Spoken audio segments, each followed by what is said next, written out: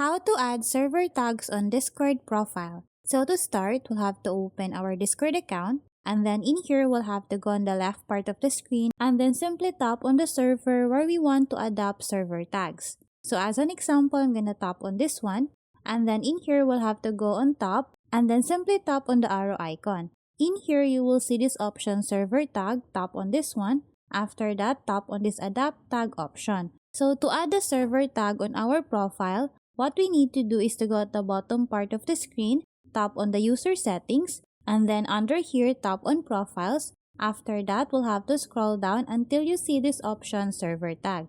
And then in here, we'll have to tap on the arrow icon and then simply select the server tag. Once we're done, we'll have to go at the bottom part of the screen and then tap on the Save Changes option. So that's how easy we can add server tags on Discord profile. Thanks for watching, and if you find this video helpful, please don't forget to subscribe, hit the like button, and then the notification bell so you won't miss any of our future videos. See you on the next one!